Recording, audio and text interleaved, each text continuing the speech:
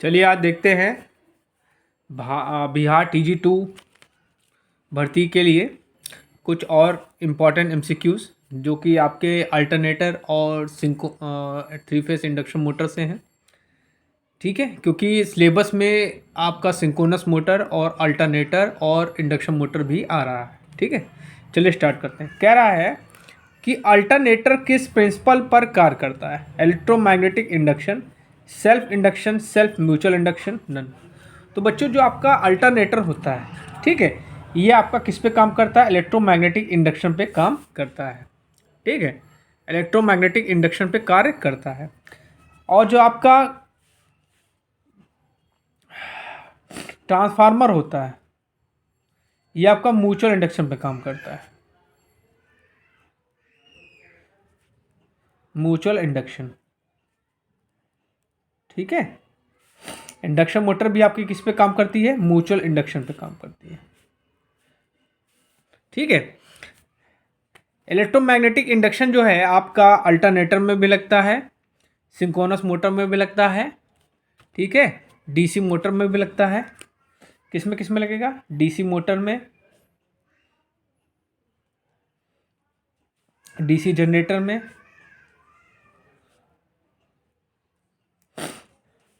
और किस में? इंडक्शन मोटर में।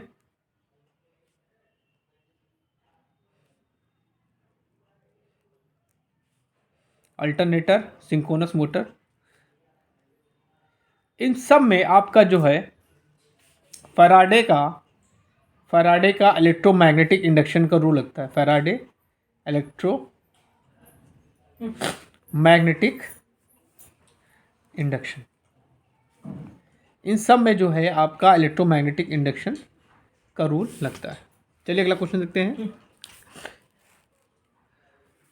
अल्टरनेटर है polyphase synchronous machine, DC exciter से ऑपरेट होती है। मतलब आपका कह रहा है कि जो अल्टरनेटर होती है, अल्टरनेटर जो है वो आपका पॉलीफेज सिंक्रोनस मशीन है जिसकी फील्ड का एक्साइटेशन जो है हम लोग डीसी एक्साइटर से करते हैं। Polyphase synchronous motor AC exciter से ऑपरेट होती है। मतलब ये आपकी पॉलीफेज मोटर है जो आपका एक्साइटेशन जो होता है वो एसी एक्साइटर से होता है। और क्या कह रहा है आपका? थ्री फेस इंडक्शन मोटर है, एनी एसी जनरेटर। तो देखिए आपका जो अल्टरनेटर है, ठीक है, ये आपका पहला इसमें आंसर सही हो जाएगा। Polyphase synchronous machine DC exciter से ऑपरेट होती है। इसमें क्या होता है कि जो रोटर होता है, ठीक, इसमें रोटर जो होता है, रोटर में जड़त्व का गुण पाया जाता है। जड़त्व गुण, जिसके कारण क्या होता है? रोटर जो होता है स्टार्ट नहीं हो पाता। इसलिए हम लोग इसको क्या कहते हैं? सेल्फ स्टार्टेड नहीं कहते हैं, नॉट सेल्फ स्टार्टेड। ठीक, ये आपका सेल्फ स्टार्टेड नहीं होता है। ठीक, इसके रोटर को एक्साइट करने के लिए हम लोग, इसकी फील्ड को एक्साइट करने के लिए हम लोग डीसी एक्साइटर का प्रयोग करते हैं। डीसी एक्साइटर आपका क्या हो सकता है? बैटरी भी हो सकती है, पोनी मोटर भी हो सकती है, इन सब का प्रयोग हम लोग करते हैं। चलिए अगला क्वेश्चन देखते हैं। किस अल्टरनेटर का प्रयोग हाइड्रो पावर प्लांट में होता है? टर्बो जनरेटर का, नॉन सैलिएंट पोल अल्टरनेटर का, सैलिएंट पोल जनरेटर का, स्टीम टरबाइन जनरेटर का। देखिए जो आपका हाइड्रो पावर प्लांट होता है, ठीक है, हाइड्रो पावर प्लांट, ठीक है, ये कहाँ होता है? पहाड़ी क्षेत्रों में होता है। कहाँ? पहाड़ी क्षेत्रों में इसको लगाया जाता है। ठीक, और इसमें जो हम लोग यूज़ करते हैं अल्टरनेटर वो होता है सैलिएंट पोल अल्टरनेटर। क्या होता है? Salient pole alternator. इसकी जो स्पीड होती है, ठीक है, स्पीड अगर हम इसकी बात करें तो ये होती है 300 RPM। और इसमें पोल कितने होते हैं? 20 पोल होते हैं। ठीक है, चलिए अगला क्वेश्चन देखते हैं। टर्बो अल्टरनेटर में रोटर बना होता है, फॉर्ज स्टील का बना होता है, कास्ट आयरन का बना होता है, स्टेनलेस स्टील का बना होता है, सिलिकॉन स्टील का बना होता है। तो इसमें क्या होता है? फोर्ज स्टील का बना होता है जो आपका टर्बो अल्टरनेटर होता है। ठीक है, टर्बो अल्टरनेटर क्या होता है? ये हाई स्पीड मशीन होती है। क्या होती है? High speed machine, high speed machine है। ठीक, ये क्या आपकी हाई स्पीड मशीन है, ठीक है, जिसमें पोल कितने होते हैं? 2 और 4। सब पोल क्या होते हैं? 2 भी हो सकते हैं और 4 भी हो सकते हैं। और जो इनकी स्पीड होती है, आपकी, ये आपकी होती 3000 या 1500। ठीक है। सिंक्रोनस मशीन का फ्रेम बना होता है स्टेनलेस स्टील का बना होता है, सिलिकॉन स्टील का बना होता है, कास्ट आयरन का बना होता है, CRGOS का बना होता है। तो देखिए आपका कोई भी मशीन हो, उसका जो फ्रेम होगा हमेशा कास्ट आयरन से बनेगा। फ्रेम जो होगा आपका कास्ट आयरन से बनेगा। ठीक है, कास्ट आयरन से बनेगा। ठीक, छोटी मशीनों के लिए कास्ट आयरन, बड़ी मशीनों के लिए कास्ट स्टील। स्टेटर कोर बना होता है स्टेनलेस स्टील का बना होता है, सिलिकॉन स्टील का बना होता है। ठीक है, कास्ट आयरन का बना होता है, कास्ट स्टील का बना होता है। देखिए कास्ट स्टील और इसका ये फ्रेम बनता है, जिसको हम लोग योग बोलते हैं। ठीक है, क्या बोलते हैं? योग भी बोलते हैं। ठीक है, और सिलिकॉन स्टील से हम लोग क्या बनाते हैं? कोर बनाते हैं। स्टेटर में जो है सिलिकॉन स्टील का प्रयोग करते हैं। ठीक, चलिए अगला क्वेश्चन देखते हैं। सॉफ्ट बना होता है स्टेनलेस स्टील का बना होता है, माइल्ड स्टील का बना होता है, कास्ट आयरन, नन। तो जो आपका सॉफ्ट होता है, ठीक है, वो क्या होता है? माइल्ड स्टील का बनाया जाता है। किसका बनाया जाता है? माइल्ड स्टील का। चलिए अगला क्वेश्चन देखते हैं, बहुत इंपॉर्टेंट क्वेश्चन है ये। कह रहा है अल्टरनेटर का फील्ड सिस्टम एक्साइटेड होता है। मतलब जो फील्ड का सिस्टम होता है, जो फील्ड एक्साइट होती है, वो कितने वोल्टेज से एक्साइट होती है ये पूछ रहा है। 250 वोल्ट DC, मतलब 250 वोल्ट के DC सप्लाई से, 250 volt AC, 250 volt AC supply से, 110 volt AC, 3 phase 550 hertz, 400 volt. ठीक, तो मैंने आपको क्या बताया कि जो आपका फील्ड का एक्साइटेशन होता है वो क्या होता है? 250 वोल्ट DC से होता है, 250 वोल्ट DC से होता है। ठीक, इसको एक्साइट करने क्या हमने तो बैटरी और पोनी मोटर का प्रयोग करते हैं। ठीक, पोनी मोटर का प्रयोग करते हैं। चलिए अगला क्वेश्चन देखते हैं। हाइड्रो जनरेटर कितने गति पे कार्य करता है? 3000 RPM, 300 RPM, 2000 RPM और नन। तो जो आपका हाइड्रो जनरेटर होता है वो आपका 300 RPM पे काम करता है। और इसमें पोल बेटा कितने होते हैं? पोल आपके 20 होते हैं। ठीक है, चलिए अगला क्वेश्चन देखते हैं। टर्बो जनरेटर में कितने पोल होते हैं? 2 होते हैं, 4 होते हैं, 6 होते हैं, 8 होते हैं। तो जो आपका टर्बो जनरेटर होता है उसमें पोल आपके कितने होते हैं? 2 होते हैं। सिंक्रोनस मशीन की रेटिंग आमतौर पर इसके द्वारा नियंत्रित होती है। ठीक है, स्पीड के द्वारा, ताप वृद्धि के द्वारा, वजन के द्वारा, नन, मतलब किसी के द्वारा नहीं। ठीक, तो किसके द्वारा होती है बेटा? ताप वृद्धि के कारण होता है। ठीक, चलिए अगला क्वेश्चन देखते हैं। लीकेज फ्लक्स का परिमाण निर्भर करता है आर्मेचर करंट का परिमाण, फेज एंगल आर्मेचर करंट और टर्मिनल वोल्टेज के बीच। ठीक है, वायु अंतराल मोटाई, दोनों A और B। देखिए आर्मेचर करंट के परिमाण पे भी डिपेंड करता है और आपका क्या होता है? फेज एंगल पे भी डिपेंड करता है। तो इसमें आंसर क्या हो जाएगा?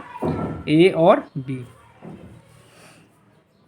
अल्टरनेटर में पावर फैक्टर डिपेंड करता है प्राइम मूवर की गति पर, लोड के नेचर पर डिपेंड करता है, आर्मेचर लॉसेस पे, कॉपर लॉसेस पे। ठीक है, देखिए पावर फैक्टर क्या होता है? डिपेंड करेगा आपका लोड पर, लोड के नेचर पे। लोड आपका कैसा है? लोड आपका रेजिस्टिव है आपका, इंडक्टिव है और कैपेसिटिव है।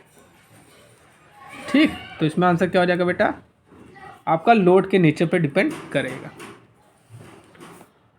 वोल्टेज रेगुलेशन है, ठीक है, V minus E naught upon V, E naught minus V upon V into 100, E naught minus V upon E naught into 100, V upon E naught into 100। देखिए यहाँ पे थोड़ा घुमा दिया गया है।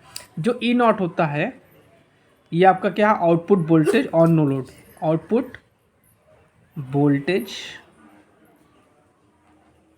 On no load.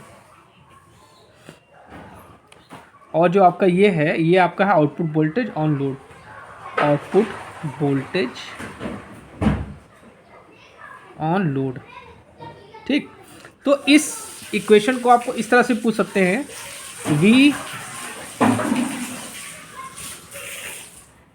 इस क्वेश्चन को इस तरह से पूछ सकते हैं, VNL मतलब voltage on no load minus VFL मतलब फुल लोड पे अपॉन VFL इंटू 100। ये आपको इस तरह से पूछ सकते हैं, या इसको इस तरह से और भी पूछ सकते हैं। क्या हो सकता है आपका V0 minus V2 upon V2 into 100। मतलब इस क्वेश्चन को कई प्रकार से पूछ सकते हैं। ठीक है, देखिए शॉर्ट सर्किट कंडीशन में पावर फैक्टर होगा। अब देखिए इस क्वेश्चन को अगर आप लोग थोड़ा सा भी दिमाग लगाएंगे तो आराम से सॉल्व कर सकते हैं। देखिए शॉर्ट सर्किट में क्या होता है, शॉर्ट सर्किट कंडीशन में क्या होता है, शॉर्ट सर्किट में क्या होता है, जो करंट होती है इसकी वैल्यू क्या होती है, अनंत हो जाती है, और रेजिस्टेंस की वैल्यू क्या होती है, 0 हो जाती है। और cos फाई इक्वल टू क्या होगा, R/Z होगा। ठीक, और R की वैल्यू को हम 0 रख दें तो Z तो क्या हो जाएगा 0, तो पावर फैक्टर आपका क्या होगा 0 हो जाएगा। लेकिन 0 तो होगा एक और क्या हो जाएगा, लैगिंग हो जाएगा। तो इसमें आंसर क्या हो जाएगा, 0 और लैगिंग हो जाएगा। ठीक, चलिए अगला क्वेश्चन देखते हैं। सिंक्रोनस मोटर में कितने स्लिप रिंग होते हैं? 0 होता है, 1 होता है, 2 होते हैं, 3 होते हैं। तो जो आपकी सिंक्रोनस मोटर होती है बेटा, इसमें स्लिप रिंग आपके कितने होते हैं, 2 होते हैं। सिंक्रोनस मोटर में आपके स्लिप रिंग कितने होते हैं, 2 होते हैं। सिंक्रोनस मोटर में आपके स्लिप रिंग कितने होते हैं, 2 होते हैं। और इंडक्शन मोटर में आपके कितने होते हैं, 3 होते हैं। इंडक्शन मोटर में आपके 3 होते हैं। चलिए अगला क्वेश्चन देखते हैं। सिंक्रोनस मोटर में टार्क होता है, हाई स्टार्टिंग टार्क होता है, नो स्टार्टिंग टार्क होता है। नो बोल रहा है, नो मतलब नहीं, लो एंड हाई बोथ नन। तो देखिए आपकी जो सिंक्रोनस मोटर होती है वो आपकी सेल्फ स्टार्टिंग नहीं होती। Synchronous motor not self starting, not self starting. ठीक है, जब सेल्फ स्टार्टिंग नहीं होगी तो टार्क की वैल्यू बेटा क्या हो जाएगी, 0 हो जाएगी। ठीक है, तो इसमें आंसर क्या होगा, नो स्टार्टिंग टार्क। चलिए अगला क्वेश्चन देखते हैं। सिंक्रोनस मोटर को एक्साइटेशन के लिए डीसी सप्लाई चाहिए, लगातार चाहिए, शुरुआत के समय चाहिए, स्टेटर के नन। तो जो आपकी सिंक्रोनस मोटर होती है उसका रोटर में क्या होता है, जड़त्व का गुण हो जाता है। ठीक है, तो हमको जो एक्साइटेशन के लिए डीसी सप्लाई चाहिए वो क्या चाहिए, लगातार चाहिए। तो इसमें आंसर क्या हो जाएगा, लगातार। सिंक्रोनस मोटर का फील्ड फ्लक्स का मैग्नीट्यूड होता है। ठीक है, सारे लोड पे कांस्टेंट होता है। वेरीज विद लोड मतलब लोड के अनुसार घटता बढ़ता है। वेरीज विद स्पीड मतलब स्पीड के साथ घटता बढ़ता है। वेरीज विद पावर फैक्टर के साथ घटता बढ़ता है। तो क्या होता है, ये लोड सारे लोड पे क्या होता है, एक समान होता है।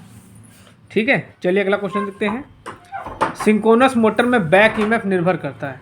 ठीक है, बैक ईएमएफ निर्भर करता है किस पे, सप्लाई वोल्टेज पे निर्भर करता है, रोटर स्पीड पे डिपेंड करता है, रोटर एक्साइटेशन पे, फ्लक्स डेंसिटी पे और सभी पे। तो जो आपका बैक ईएमएफ होगा वो आपका रोटर एक्साइटेशन पे डिपेंड करता है। चलिए अगला क्वेश्चन देखते हैं। फ्रेम इंडक्शन मोटर का बना होता है। देखिए फ्रेम की बात कर लिया इसने, सिलिकॉन स्टील का बना होता है, एल्युमिनियम का बना होता है, स्टेनलेस स्टील का होता है, ब्रॉन्ज। देखिए ये आपकी क्या होती है, ये आपकी स्टेटर होता है। स्टेटर और रोटर ये आपका सिलिकॉन स्टील का बनेगा। ठीक, ओके। ये क्या होता है, इसमें इसका प्रयोग क्या होता है, रोटर में यूज़ होता है। पिंजर रूपी जो रोटर होता है उसमें यूज़ होता है इसका। ठीक है, और ये ब्रॉन्ज लिखा है, ये होगा फास्फर ब्रॉन्ज। पूरा नाम इसका होगा फास्फर ब्रॉन्ज। ठीक, फास्फर ब्रॉन्ज, फास्फर ब्रॉन्ज। इसका क्या होता है, स्लिप रिंग बना होता है। ठीक, इसका क्या होता है, स्लिप रिंग बना होता है। स्लिप रिंग क्या होता है, ये आपका डीसी लेता है और इसी में कन्वर्ट कर देता है। ठीक, जो आपका काम कम्यूटेटर करता है वही काम आपका फास्फर ब्रॉन्ज मतलब आपका स्लिप रिंग करता है। यदि स्लिप रिंग इंडक्शन मोटर का रोटर डेल्टा कनेक्शन में है तो स्टेटर में कनेक्शन होता है, डेल्टा होता है, स्टार होता है, स्टार और डेल्टा और स्टार होगा जरूरत के आधार पर, और नन। तो बच्चों इसमें आंसर क्या हो जाएगा, डेल्टा और स्टार दोनों हो सकता है, जरूरत के पर डिपेंड करता है। इंडक्शन मोटर में एयर गैप को लो रखा जाता है, दक्षता बढ़ाने के लिए, पावर फैक्टर बढ़ाने के लिए, मशीन कॉस्ट घटाने के लिए। देखिए अगर एयर गैप ज़्यादा होगा, एयर गैप ज़्यादा होगा तो पीएफ आपका क्या होगा, लो होगा, ठीक है। और अगर आपका गियर गैप लो होगा तो पावर फैक्टर आपका हाई होगा, ये बात हमेशा याद रखिएगा। तो पावर फैक्टर को बढ़ाने के लिए हम लोग क्या करते हैं, एयर गैप को लो रखते हैं, ठीक। अगर पावर फैक्टर क्या होगा, अच्छा होगा, तो टार्क क्या होगा, अच्छा होगा, क्योंकि टार्क क्या होता है, E/2 cos फाई होता है, ठीक। तो टार्क क्या है, cos फाई के डायरेक्टली प्रोपोर्शनल है, ठीक है।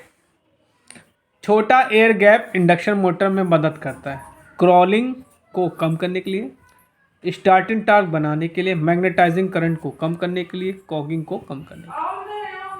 तो इसको बोलते हैं मैग्नेटाइजिंग करंट को कम करने के लिए हम लोग लो एयर गैप होता है, ठीक। चलिए अगला क्वेश्चन देखते हैं। डायनेमिक ट्रांसफार्मर कहा जाता है, इंडक्शन मोटर कहा जाता है, सिंक्रोनस मोटर को कहा जाता है, डीसी मोटर कहा जाता है, नन। तो जो आपका इंडक्शन मोटर है इसको हम लोग डायनेमिक ट्रांसफार्मर कहते हैं, डायनेमिक ट्रांसफार्मर।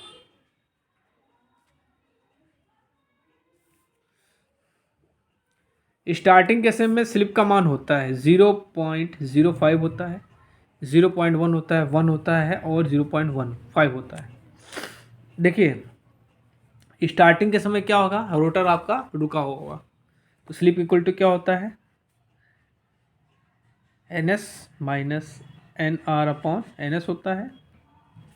और स्टार्टिंग में रोटर क्या हो जाएगा, जीरो, रोटर रुका होगा तो NR की वैल्यू क्या होगी, 0 होगी।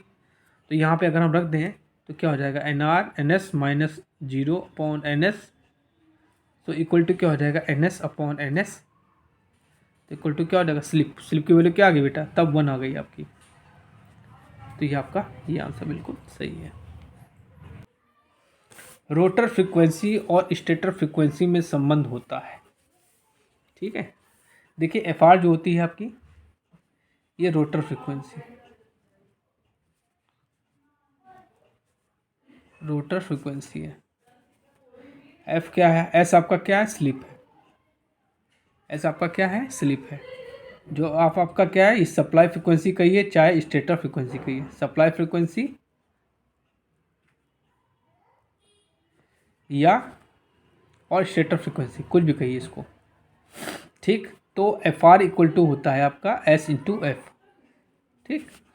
और स्टार्टिंग के समय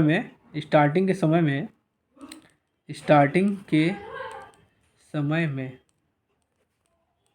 S बराबर 1 होता है, तो जो आपका FR होता है वो F के बराबर होता है, मतलब रोटर की फ्रिक्वेंसी स्टेटर फ्रिक्वेंसी के बराबर हो जाएगी। तो इसमें आंसर क्या होगा, FR equal to SF। 3 phase induction में टॉर्क समानुपाती होता है, √S के, S² के, S के 1/S के। देखिए सिंक्रोनस मोटर में आपके 2 टार्क होते हैं, इंडक्शन मोटर में आपके 2 टार्क होते हैं, 3 फेस इंडक्शन मोटर।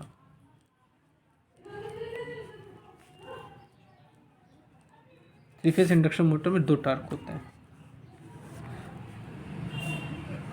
एक होता है आपका स्टार्टिंग टार्क,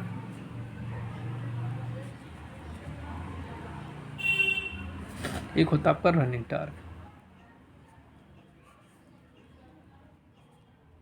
स्टार्टिंग टार्क बराबर होता है आपका T equal to 3/2π NS E2² R2/Z2², ठीक। और रनिंग टार्क होता है, इसको हम लोग टी एस से रिप्रेजेंट करते हैं। और जो आपका रनिंग टार्क होता है ये होता है आपका 3/2 pi NS S into E2 square R2/Z2 square. तो यहाँ पे क्या रहेगा, TR directly proportional to S। तो ये आपका क्या कर रहा है, आपसे रनिंग टार्क की बात कर रहा है। तो यहाँ पे ये आंसर बिल्कुल सही है। चलिए अगला क्वेश्चन देखते हैं। Induction motor rotor copper loss और रोटर इनपुट का अनुपात होता है। चलिए इसको सॉल्व करते हैं, ठीक है।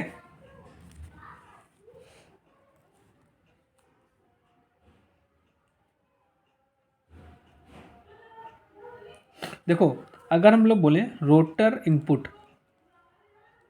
इनपुट इक्वल टू क्या हो जाएगा, रोटर कॉपर लॉसेस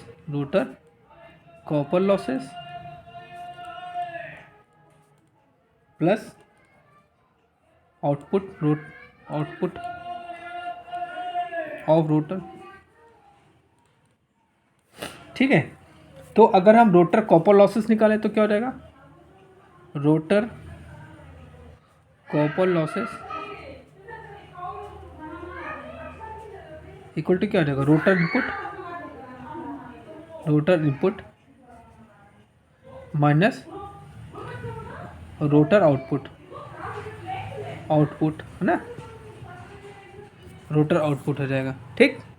अच्छा रोटर इनपुट क्या हो जाएगा आपका 2 पाई NS 60 इंटू रोटर पे क्या हो जाएगा, ये हो जाएगा। और रोटर आउटपुट क्या हो जाएगा 2 पाई N, ठीक, NR हो जाएगा 2 पाई NR/60 इंटू T हो जाएगा। तो हमने क्या ले लिया कॉमन 2 पाई, ठीक, 2 पाई T/60। ये क्या हो जाएगा NS माइनस NR हो जाएगा। और ये क्या होता है, स्लिप होता है। तो क्या हो जाएगा 2 पाई T/60 इंटू स्लिप हो जाएगा, ठीक। तो क्या हो जाएगा, अब ये क्या हो जाएगा ये क्या हो जाएगा, इनपुट पावर हो जाएगी, ठीक। इसको हम लोग क्या लिख सकते हैं,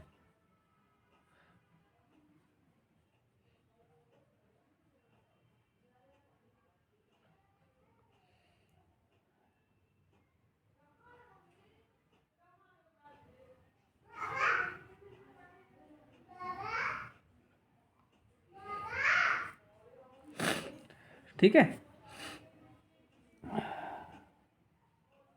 तो क्या हो जाएगा, ये हो जाएगा आपका रोटर